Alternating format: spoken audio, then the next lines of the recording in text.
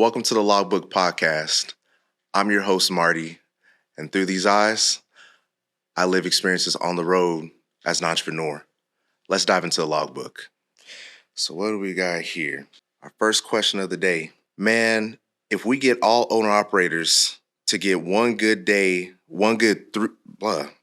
we get all owner-operators that can get one good 2 to 3 strike in with everybody on board around the U.S., man, it would change the world, bruh. Hashtag random thought. First of all, stop listening to these people that want you to stop making money on the road. They do not know what they're talking about. You absolutely should find a way to stay on the road. And the way that you can do that is you need to have better relationships. You need to get really good at talking to people, shaking their hands, asking them about their day, human stuff. Stop listening to these broke people. They don't know what they're talking about. Really good question. In my opinion, too much hype about the tech powering the Convo app. They're out of business, by the way. Wasn't great enough to keep the business afloat in times like this. Also, how many times did you bid on a load and the app responded too high? It was like a race to the bottom there at the end. Who's to say that number wasn't fake just to put a cap on the low price? Uber Freight doesn't do that bull. Anyways, there at the end was the only one lane that paid good with Convoy that I'm aware. Chicago cold storage going to PA, usually Saxonburg. I am now going to be an advocate for read your posts before you post them, guys. Like that, what is this person saying? That doesn't even make any sense. Look, let's get on topic. So, Convoy, what I will say to that is if you are keeping up with the news, don't speak on things that you don't know or rather have a sound understanding of, because this person sounded really ignorant. And we don't want to do that if we're posting things. Sound like you've done some research. And with tech and trucking, you absolutely should blend the two. But in the case of Convoy, on a very high level, because I don't know all the details, is you want to make sure that you know what loads you're taking before you get on the road. That is trucking 101. Make sure you're taking loads that are profitable. Good evening.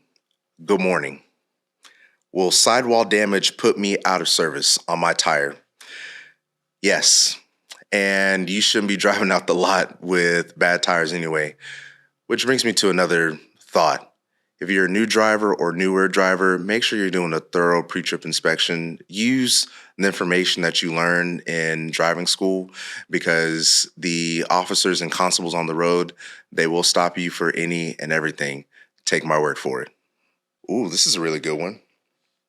This person says, this is why we need to strike nationwide and shut down on a certain day. November 1st, 2023. People taking these cheap loads are making you loose profit, LOOSE. I'll get to that in a minute. These reports are based on what I ran the month I was gone. Only thing that came out is all fuel, driver pay, and one washout after fresh chicken load. Quit hauling cheap ass freight just for revenue. Well, yes, stop hauling cheap freight. And again, what I'm noticing in the trucking industry, there's a lot of grammar issues, a lot of people struggling to structure their sentences. Again, guys, please take time to read your posts before you post them. It will make you look way smarter than what you're actually putting out here. Ooh. Hey, new MC here. Are we supposed to turn the ELD information into FMCSA or anything? Or is that pretty much for drivers/owners and officers compliance when we have our inspection on DOT check? So for those that don't know what an ELD is an electronic logging device. So in 2023, most groups, we'll say shippers and brokers, are requiring some type of tracking to make sure that their loads are going from point A to point B safely. Well, what this person was asking is, Are we to be compliant with FMCSA only? Yes, you should be compliant with FMCSA. Also, if you're a new driver, be mindful when you have a new MC, they are going to do an audit within the first 12 months of you being in business. So what the ELD does is it allows you to track your daily logs and track your daily pre-trip and post-trip inspections. So again, guys, just be mindful of that and make sure you are being very diligent about documenting every day, because an officer will check that and they will go back at least 7 days. So don't get caught slipping. What is the best load board to use as a carrier with a newer authority? My authority is 8 weeks old. Well, congratulations. You are going to get your ass whooped for about a year on that road. But to answer your question, Uber Freight and C.H. Robinson's load board app is really, really good if you are in the dry van, flatbed, or reefer market. Specifically, those groups do not require a monthly subscription. It is completely free. However, you need to get really good at identifying the really good loads that are out there. And the way that you can do that is you can download the app BidSpot. BidSpot allows you to negotiate your loads profitably, and it allows you to have the ability to have good conversations with brokers. Does anyone take a load for Friday that's due Monday, park and go home and deliver the load on Monday? Or do you always stay with your load? That's a lot. Well, the answer to that question is it depends. So if you're hauling a dry van load, where are you going?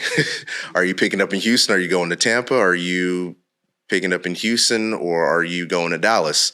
It really depends. There's too many variables to take into account. Very loaded question, but if I had time on this show, I would definitely do a really good explanation on how I would attack that. What factoring company do you all recommend? This is one of my favorite questions that I've gotten because I have two answers. If you are doing bulk commodities, then I would definitely recommend Bulk Loads. Those guys are really, really good about making sure that you get paid within a day, 2 days. For all non-specialty or non-bulk commodities, you can use Single Point Capital Group. They're based in Houston. Really good group. And they also take care of their guys. Serious question. Guys, it's not going to be a serious question. Hope you guys can help. Earlier today, I was put out of service in New Mexico on a level 2 inspection due to a nail on the tire. Yeah, you messed up, my boy. Was able to get it fixed and back on the road. However, it's the first time I encountered this problem. I was provided the paperwork and was told to sing and send back. Do I need to send anything else, as in receipt or proof of repairs, just the paper DOT provided? Really good question. Again, a good pre-trip will prevent most of these issues. Caveat, I understand that when you're driving on the road, you never know when a nail is going to hit your tire. So I get that. It happens to me all the time.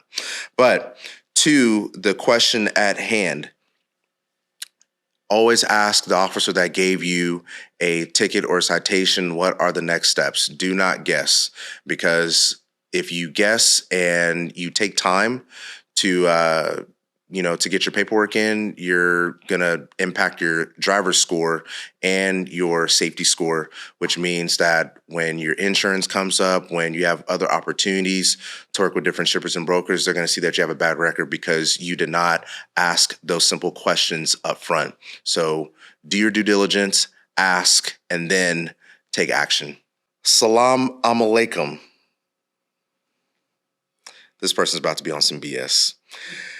We're looking for owner, operator, lease, team, and company driver. For owners, we offer 88%, while lease will get 85%.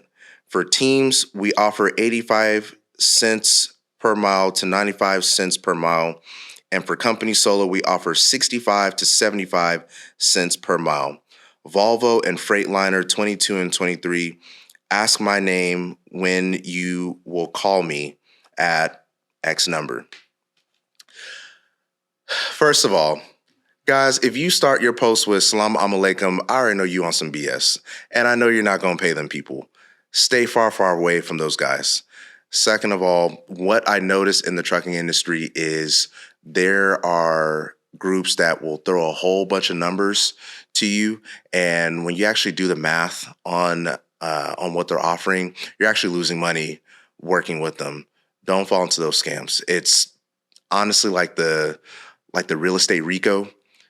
Be very, very careful. What's up? I'm Derek. I'm 21 years old. Hey, Derek. I've been driving a straight 26-foot truck for a moving company for about 3 years. The pay is okay, and I love what I do. I couldn't see myself not driving trucks until you get paid. And I'm looking to step into one of those semis. I know all the basics, air brakes, weigh stations, logs, etc. But as far as getting my CDL, that's where I'm stuck.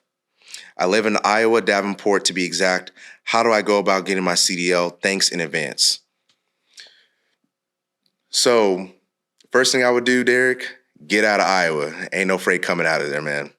Second thing I would do is I would look up all of the big CDL schools in America, because what's happening in the transportation world is you want to work with groups that have legitimate programs that'll get you out within 5 to 6 weeks.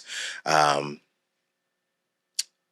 with that, once you get out, it'll allow you to, again, open up all these doors for different opportunities. Box trucks are cool. There are, some guys and some gurus out there that have been doing it for a very long time, but that CDL reigns supreme. I do not care what anyone else's opinion is on that. The CDL is the ultimate money generator for you.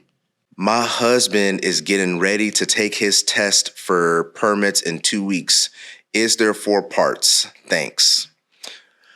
Well, the answer is, if you're in Texas, yes, you have your learning portion, you have your permit portion, and then when you get your permit, you will have you're going to have your driving hours, you're going to have your maneuvering hours, you're going to have your general theory, and then you're going to have a period where you're going to prepare to take your actual driving test, and they're going to put all that stuff together. So good luck to your husband, and I hope he gets his CDL. And that's it for the logbook.